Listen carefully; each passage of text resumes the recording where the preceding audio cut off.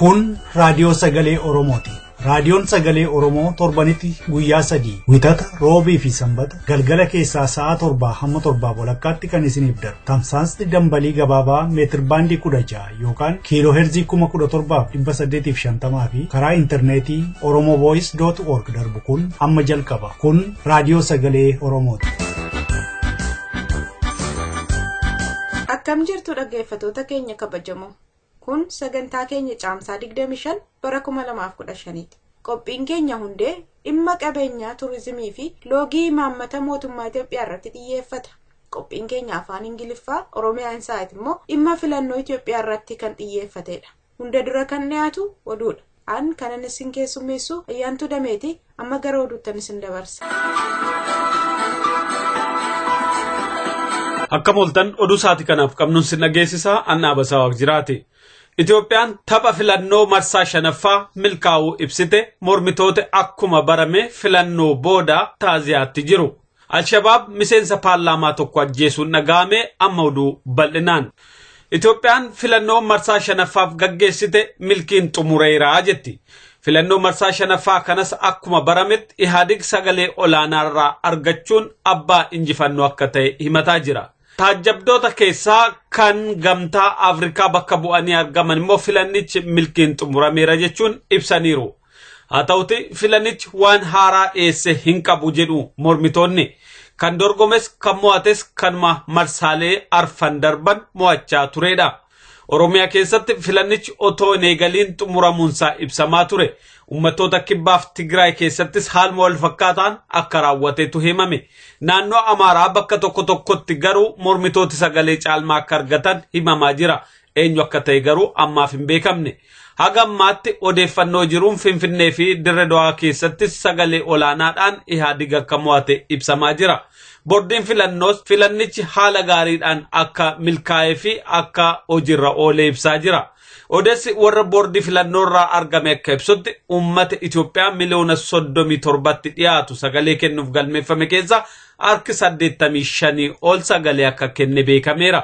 Filannoo Ihaadig kanarratti paartiileen mormitoota jedhaman 57 kan hirmaatan yoo ta'u, gabaasti filannoo kanaa guutumaan guututti waxabajjii gara dhumaa keessa ibsama jedhamee eegama.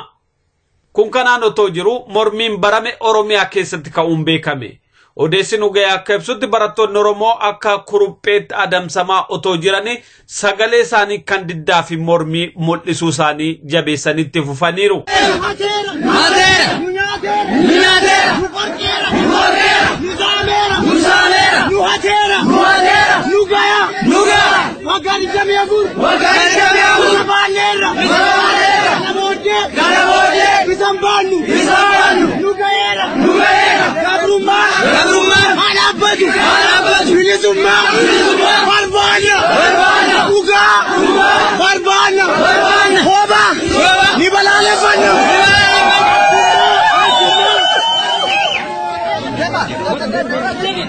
Mormii Naqamtee Amboof Bulee Horaatti ka'e kanaanis barattoonni bittaan waggaa 24 fulla'e kun nurraa dhumuu qaba jedhanii sagalee isaanii dhageessisaa oolaniiru. Haa ta'uti diddaan kun filannicha waliin kan wal qabate otoo hin taane diddaadhuma yeroo dheeraadhaaf adeemaa turedha jedhameera. Torban darbee mormii kana sodaachuun barattoota mataa ta'an bakka adda addaatti qabanii hidhuun itti fufee ture.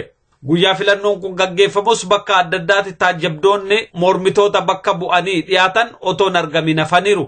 Kaan isaanii hidhamuun kaan isaanii immoo sodaachifamuun akka argamanii hin taajjabne akka godhame beekame. Harargee keessattis OPDO'n guutumaan guutuutti namni biraa akka hin arganne dhorkuudhaan filannicha injifannoodhaan keessa baheera jechuun dhaga'ameera.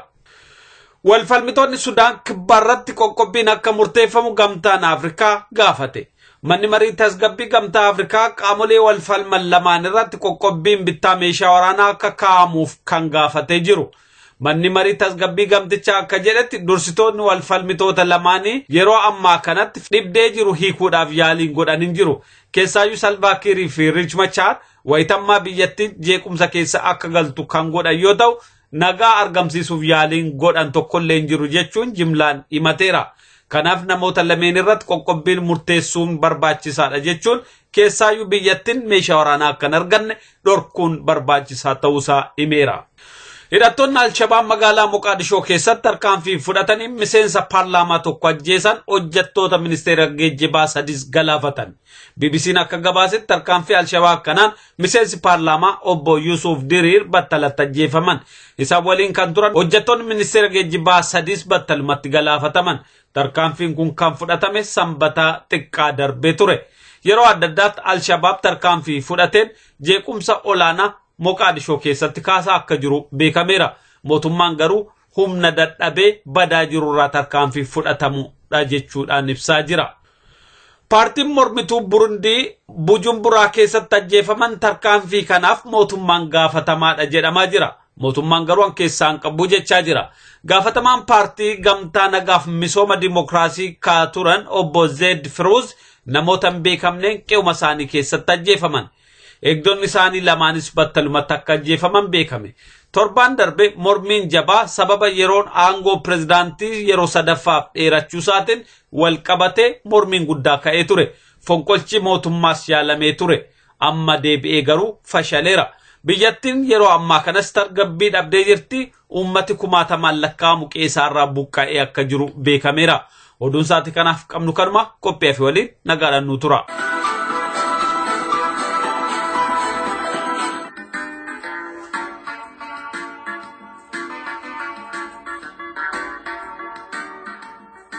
Qophii hundee guyyaa addafinoo yookaan wixata torbee lamatti al tokko sa'aatii kanatti oduutti aanee kan isinii dhiyaatu qophii hundee har'a qabannee jirra. Akkam jirtu dhaggeeffattoota keenya. Qophii hundee har'aa keessatti qophii keenya darbe irratti kan eegallee turre waa'ee bakkeewwan hambaa qabeessa Oromiyaa jiran ministeerri aadaa fi beeksisa Itoophiyaa maaliif galmeessisuun barbaadu kan jedhu irratti ogeessa dhaadhessi bakkeewwan seenaa impaara Itoophiyaa akka turan obbo Mirkanaa Abdataa waliin kan eegalletu itti fufna kutaa lammaffaasaa jechuudha. Maarree nu waliin tura. Tole obbo Mirkanaa ammas galatooma akka fedhiin hin jirredha haasoo jalqabneetudha dhaabne kanaan dura qophii keenya kutaa tokkoffaasaa meetti fufaa kutaa lammaffaasaa. Kun gaafa laaltu maalidha xiyyeeffannoon dhabuu qofa osoo hin ta'in intentional wanta ta'etu jira jechuudha. Fakkeenyaaf sirna gadaa gaafa fudhatte waggoota 10 durayyuu akka galmaa'uuf dhiyaatee ture. Sababootuma adda addaa fi kuffisanii haalli keessaa baasan jiru namoonni akka galmaa'u waan hin feeneef wantoonni sun yoo milkaa'an. Mee asirratti obbo Mirkanaa alaama warra kibbaas haa ta'u Oromoon bakkeen hambaa seena qabeessa ta'an kana akka isaan qaban maqaa isaanii deemee qoratee galmeessee uf biraa qaba ministeerri keessan moo uf biraa makaawaniitudha ulaagaalee kana hin guutu jedhaniitu isaaniin galmima keessatti cufanii kaa'aniitu warruma gara olii sana fudhatanii gara yuuniskoodha deemu jechuu keessanidha. Wanta daratti naannoowwan hundiyyuu kan hojjechuuf aangoon itti kennameera. Galmeessuu keessatti garuu kan hojjetu waajjira federaalati. Waajjirri federaalaa immoo wantoota kana ija wal qixaatiin ilaalee of jalatti qabee galmeessee jiru. Amma isin bira qaqqabeera wanti kun warra akka irreechaa fa'aa akka soofumar fa'aa kun isin bira ga'eera ministeera keessan bira maqaan isin bira jira? Beekama amma galmaa'anii jiru. Akka ministeeratti beekamuun immoo hagas mara bu'aa siin qabu si galee. Maali amma akka dhaggeeffattoota keenyaaf galuuf hin barbaade maqaan bakkeen seenaa kun ministeera keessan bira ga'eera yoo ta'e maqaan isaanii tarreeffamanii maaliif dhiisanii maal jedhaniitudha akka bakki kun hin guutu jedhaniitudha akka jaarmiyaa aadaa hawaasaa fi saayinsii addunyaatti mootummoota gamtoomaniitti galmeessuu kan geessuu dhiisan maal jedhaniitu sababa dhiyeessanii ministeeruma keessan iyyuu hin geenye maqaan bakkoota kanaa. Keessa darbu maalidha wanta tentaatiif jedhamu keessa galaa jechuudha dura galmaa'uuf dura haga sanaatti iyyuu wantoonni deemaa jiru fakkeenyaaf baalee paartiin baalee soofumar fa'aa agas deemaniiru garuu kan hojjetu akkuma kana hojjetu waajjirri dhaabbata jedha aadaa turizimii jala jechuudha heritage authority kan jedhamu jechuudha isatu kana hojjeta achi jiru wantoonni kun ministeera keessan jala jechuudha isaan kun. Maal dhaabbatanii ministeera kana jala jiru dhaabbata tokko ministeera kana jala jira. Achuma jala jira garuu wantoota kan akka hojjetuuf ka dhaabbateedha. Maqaan isaaniis ni jira. UNESCO akkatti barbaadutti barbaachisu hunduu hojjetamee haalli itti argames jira naannoon Oromiyaa kan hojjeteera. Kanumti naannoonis immoo waan hojjetee hin fidnes kan naannoon irra ciisu jira rakkoodhuma naannoo aadaa turizimii Oromiyaa jechuudha. Kan federaalas dhufee achitti hafuu jira jechuudha. Walumaa galatti maalidha rakkoodhumatu jira jechuudha. Amma maayinni fakkeenyaaf sababa isaan dhiyeessan maayinni sababa isaan dhiyeessanii irreecha galmeessisuu irratti gaddaa galmeessisuu irratti paarkii awwaash galmeessisuu irratti kan baalee galmeessisuu irratti soofumarfaa kana galmeessisuu irratti isin damee sana dhaadessaa waan turtaniif maayinni sababni dhiyaate dhaadessitaniittu waggaa warri biyyaan baa dhufan do'achuudhaaf gara achiifaa deemaa jettu. Garachitti deemaa jettoo ta'e do'attoonni yoo baay'ee jaalataniiru ta'e deebi'iin mootummaan kennu maalidha akka hin galmoofne kan inni hin guunne jedhu. Maaltu jira amma waa'ee hawwata turizimii kana yoo kaafnu daawwatamuuf dirqama liistii yuuneeskoo keessa galuu qabu wanti jedhu hin jiru. Beeksisuu keessattis wantoonni fakkeenyaaf baalee fi soofuma haga ta'e haalli itti keessa gara yeroo beeksisate irratti galchan jiru. Garuu yuuneeskoodhaan galmaa'uun akka addunyaatti fudhatama argachuu inni mataa isaatiin beeksisuudha jechuudha. Kanaaf waan irratti hojjetamuuf. Sanaan alatti yoo gaafatamu rakkoo isaan himani naannoon Oromiyaa kana naan hojjennee kana naan xumurree hojjetu warri federaalaa fi warri Oromiyaa immoo yoo jettu itti argineetu nu hojjechuu didanii lachuu gaafatte jechuudha. Ani spesifikaalii bakka sanarratti hojjedhu ani turizimii beeksisuu irratti hojjedha. Garuu waan kana irratti namoota hojjetanii yoo gaafattu deebiinuma qubsaan argattu jechuudha. Inni tokko isa tokko jedha inni tokko isa tokko jedha. Kanaafuu rakkoo guddaa jechuudha. Amma warri biyyaan baatii do'achuudhaaf dhufan yeroo baay'ee gara Laallibalaa kana gara masaraa Gondor jiru sana faa gara Aksum faa deemu. Jarootuma alaa dhufantu achi deemna jedhanii isin gaafatu moo? Isin tura achi deemaa jettu moo? Akkami waansaa bakki do'atamu immoo naannoo biraa fi akka filannootti kan dhiyaatu jira. Wanti agarsiifamu bakka kana biyya akkasii kana kanatu jira bakka kana kanatu jira jedhamee jarri dhufan isaaniif dhiyaatee isaantu filattee ol deemamoo gara kibbaa fi Oromiyaa kana deemuun feene warri seenaa bakka seenaa ilaalcha deeman gara kaabaa yeroo baay'ee deemu warri alarraa lafa bitachuu dhufan immoo Oromiyaa Gaambeellaa fi Beenishaangulitti ergamu wanti kun akkamidha? Hojiin turizimii kun turistoota fidanii daawwachiisuu keessatti kan qooda fudhatu namoota dhuunfate kaampaaniiwwan dhuunfatu jira jechuudha. Waa'ee kaampaaniiwwan dhuunfaa kanaa xinnoo waan jechuu barbaadu jira. Kaampaaniiwwan kun maal jedhamu? Tuur opereetarootaa jedhamu. Tuur opereetaroonni kun maalidha?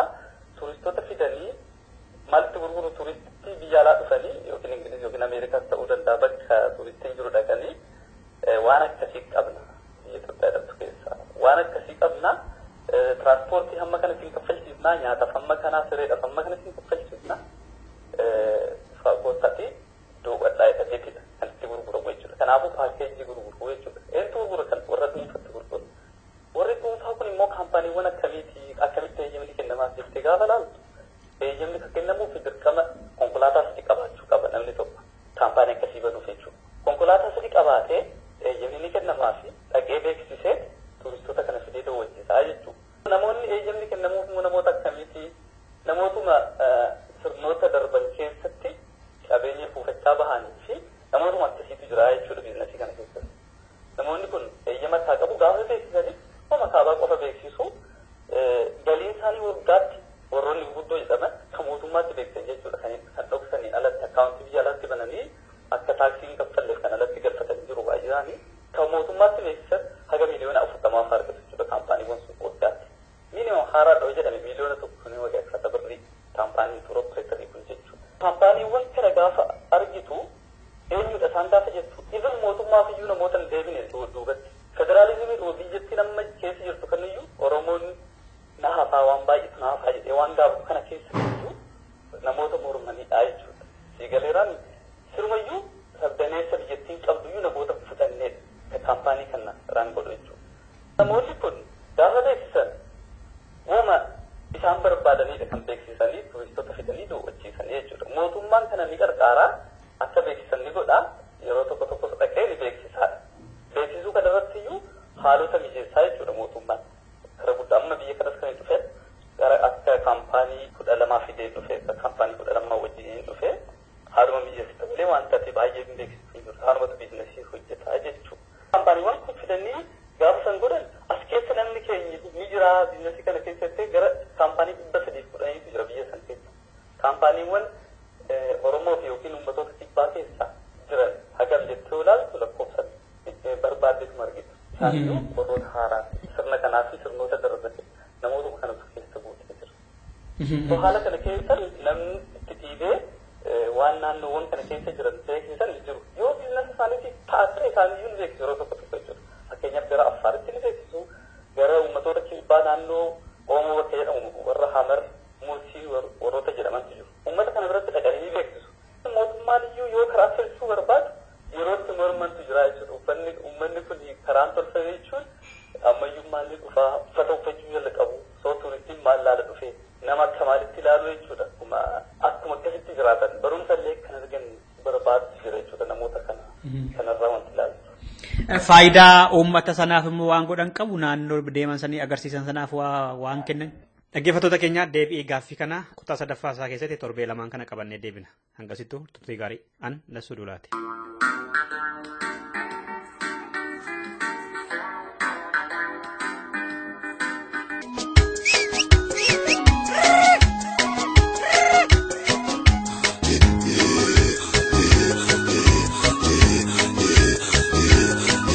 This is Oromo Voice Radio English program.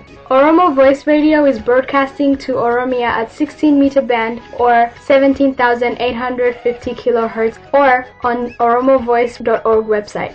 OVR broadcasts Oromia Insight program every Monday for 15 minutes at 7:15 p.m. Oromia local time. Welcome to Oromia Insight program.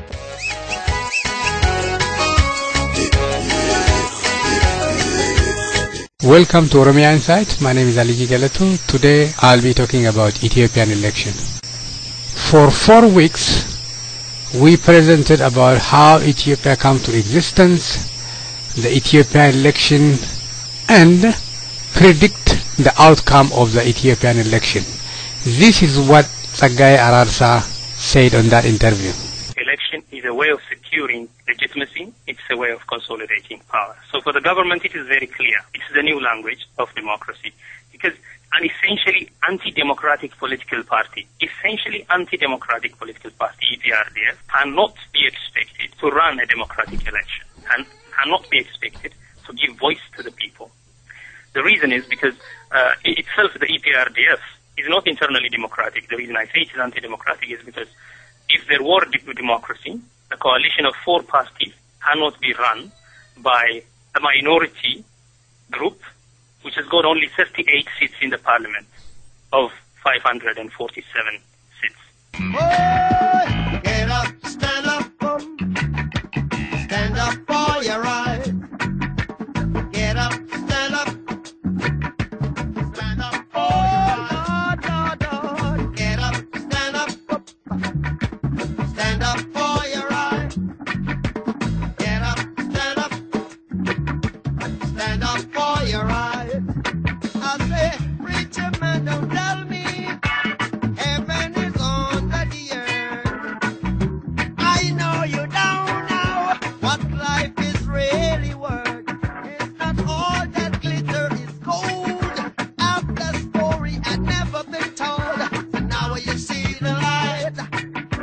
Stand up for your right. Ethiopia in first vote since Meles Zenawi days. BBC reports. No major irregularity were reported, election officials said. However, the opposition said the representatives were buried from some polling stations. Voting in some areas has been extended to Monday after some polling stations ran out of ballot paper. Observers from African Union issued an initial assessment to say polls were conducted in a calm and a peaceful manner. Some preliminary results will be announced this week. The electoral board say full results are due next month. The Guardian, Ethiopia election is a wake-up call on human rights and sound governance. A decade-long campaign by Ethiopian government to silence dissent forcibly has left the country without viable political opposition, without independent media, and without public challenge to ruling party ideology. For most Ethiopians, this election are non-event. As long as democratic governance and the respect for human rights are pushed aside by donors in favor of economic development and security cooperation, Ethiopia's long-term stability is at serious risk. Dr. Awal Alo on Ethiopian election on Al Jazeera, this is what he has to say.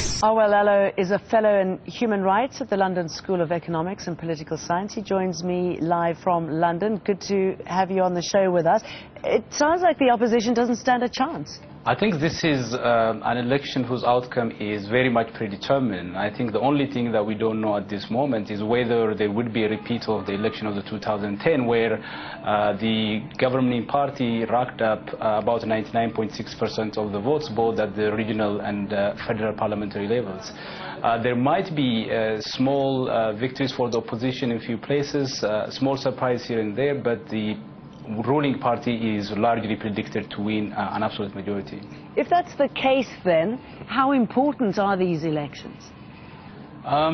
Elections are important for various reasons. I mean, one of the role elections play in an authoritarian system is that they have this potential to mobilize latent political forces, and they also do provide opposition political parties of various political persuasion and political orientation with a focal point to organize against the ruling party.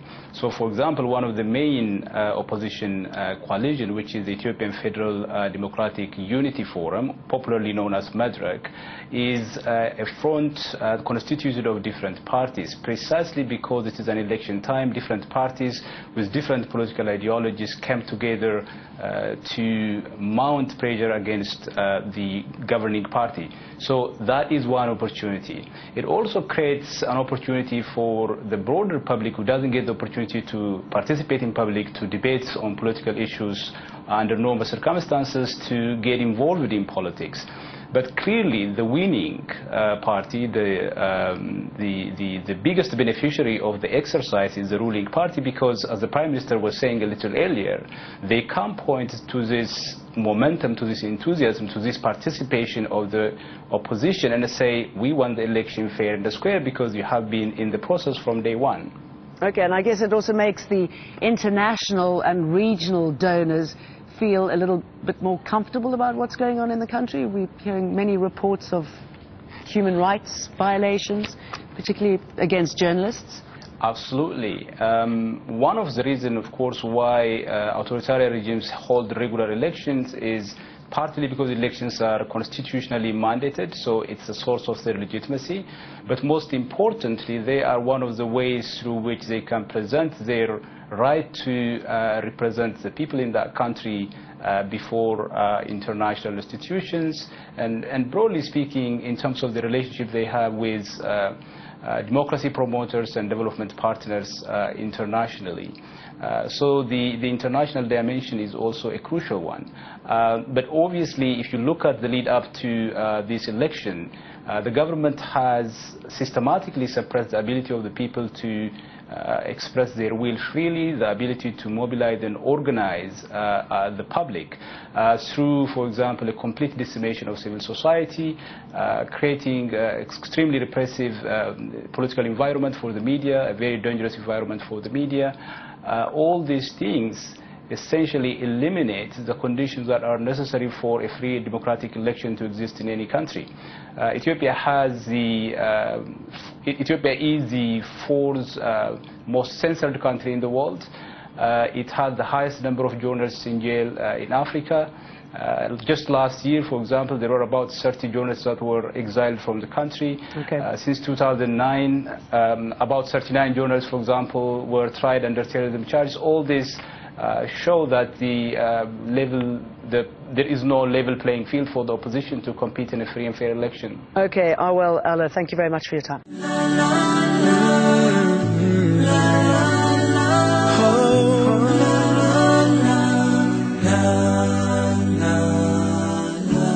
Gathered here with my family, my neighbors and my friends, standing firm together against oppression, holding hands. It doesn't matter where you're from, or if you're young or woman or man, we're here for the same reason. We want to take back our land. Oh God, thank you for giving us the strength to hold on.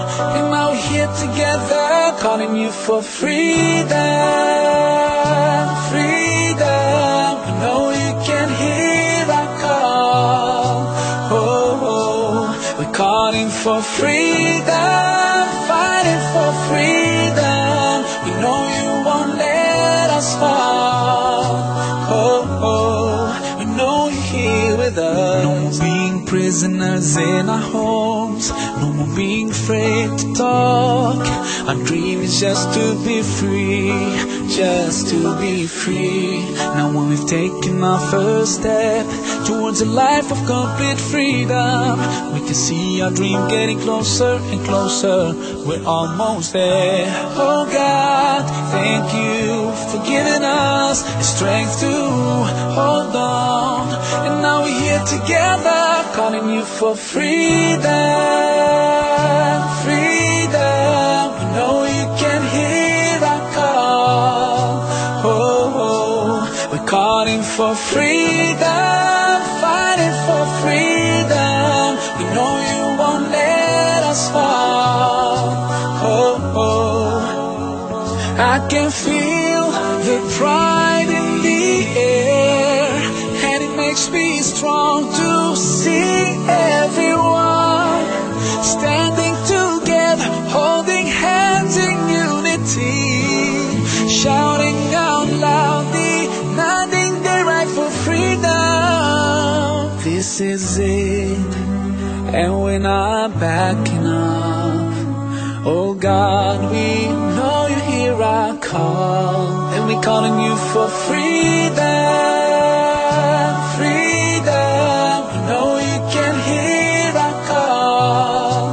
Oh, oh, we're calling for freedom, fighting for freedom. We know you won't let us fall. Oh, oh, we're calling for freedom.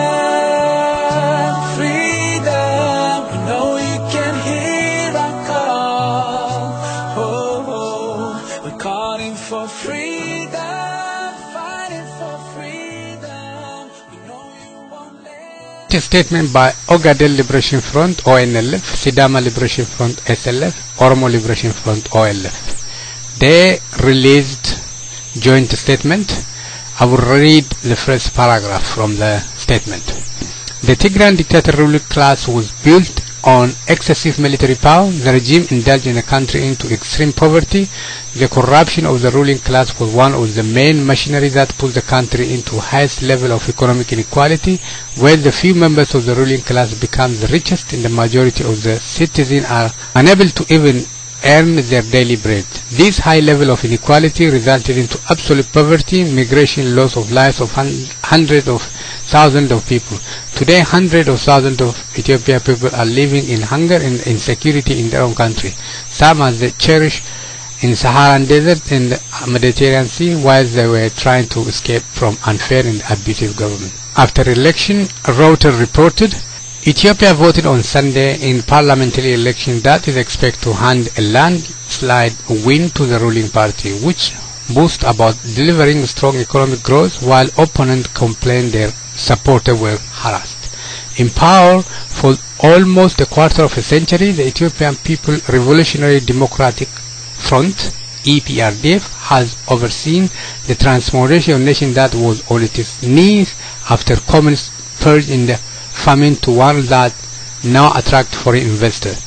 But critics say it allowed little room for dissent. The outgoing parliament of 547 seats had just one opposition member. In so many village areas, our people are being harassed, our representatives are being driven away, they are forced to vote for the EPRDF. Bakale Naga, a member of the biggest opposition coalition, Madrak, told Reuters, the government dismissed the charge, it has promised a free and fair vote.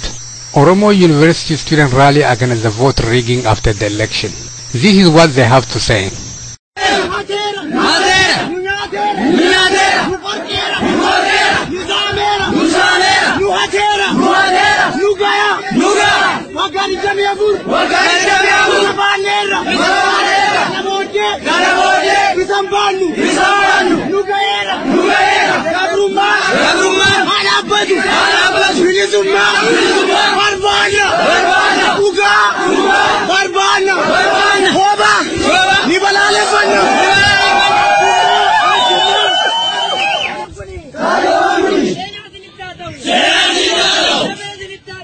Slavery has to stop.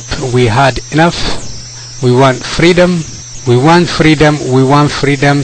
Stop lying to us. Stop cheating. Stop rigging. We want freedom. We want freedom. We don't accept slavery. We had enough. We had enough. That was the message from a student after election.